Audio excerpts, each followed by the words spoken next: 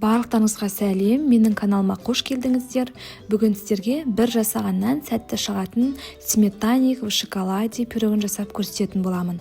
Видеода көрсетіліп тұрғандай, шоколады ағып кетпейді, еріп кетпейді, өте керемет болып шығады.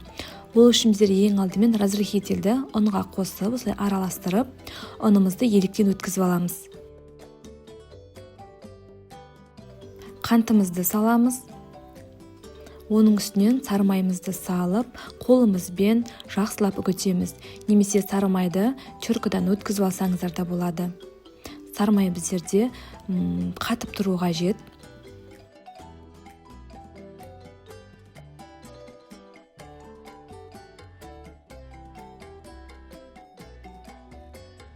Осылай қолымызбен араластыра отырып, песочное тесто жасайтын боламыз. Видеода көрсетілгендей етіп жасасаңыздар, тез әрі жылдам песочное тесто шығатын болады. Енді жұмыртқамызды салып, қолымызбен барлығын біріктіретін боламыз.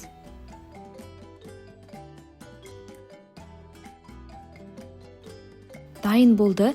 Енді пакетке салып 30 минутқа морозильникке салатын боламыз.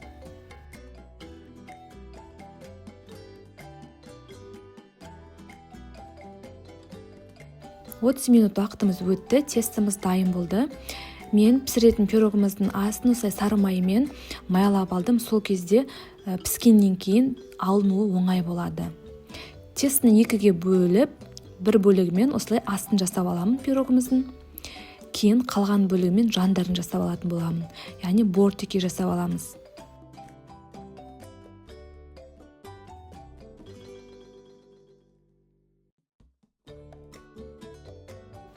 Енді начинкасын дайындаймыз. Ол үшін қаймақ қажет.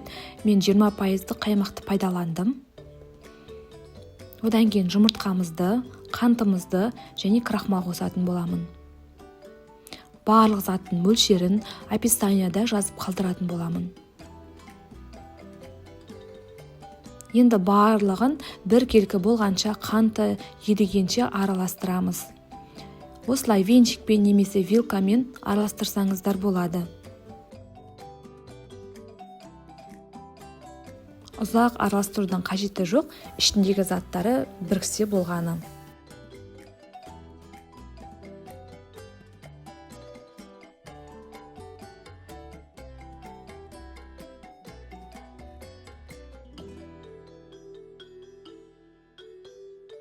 Енді қызып тұрған пешке 180 градуста 45 минутқа жіберетін боламыз. Пирогымыз пісіп дайын болды. Оның суыған күтеміз. Ол үшін бізге 1,5 сағаттай уақыт қажет болады. Ол кезде шоколадымызды ертіп дайындап аламыз. Міне көріп тұрғандарыңыздай менде айналдырасы жабыспай керемет болып пісті. Бірден алынды формадан. Сметанник пирогымыз дайын. 1 сағаттың көлемінде суығаннан кейін бетіне шоколадын құятын боламыз.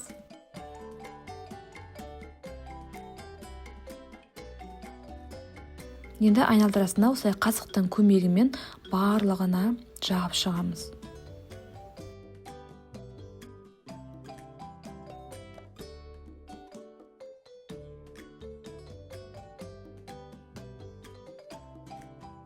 Пирогымыз дайын болды, өте керемет болып шықты. Сіз де жасап көріңіз. Шоколад бұл пирогқа өте керемет дәм береді, өзгеше болып шығады. Менің каналыма тіркелуді ұмытпаңыздар. Лайк басып, комментарий жазып кетіңіздер және қоңыршаны да қосып қойыңыздар. Алдағы уақытта салған рецепттерім сіздерге бірден көріну үшін. Бұл пирогты сіздер жасап көріңіз және менімен бөлісуді ұмытпаңыздар.